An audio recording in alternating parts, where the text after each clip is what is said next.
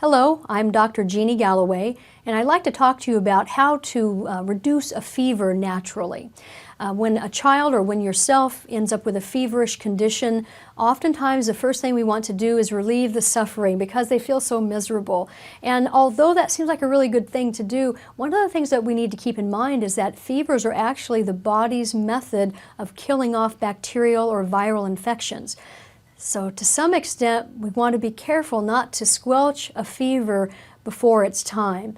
If we do that, we may actually be prolonging the disease process. So that's one thing to keep in mind. But if someone is truly just miserable, or if you're starting to get a little bit nervous because the temperature for a child maybe is edging up towards 104, and you're like, oh, I'm getting a little scared, then what we might want to do, there's a few little tricks that can be done naturally that can help with this and help them feel more comfortable. Certainly you can do baths. A nice tepid bath so it's not too cold, because you don't want to get them chilled, and you certainly don't want a hot bath, but a tepid bath. And if you put something like lavender essential oil in it, or maybe some vinegar, just something to be cooling to the body, that might be a really good choice to bring down that fever to a more manageable level without taking something like acetaminophen, which will artificially decrease the fever. Other things you can do is, boy, you've got to hydrate. The doctors always said, you know, drink your juices, drink your fluids, take your aspirin and call me in the morning. Well, the aspirin maybe not so much, but how about the liquids? Let's get the liquids in, because if we are having a fever, typically we're dehydrating our bodies.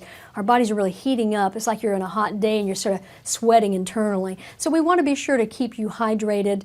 Herbal teas are really a good thing to use for children.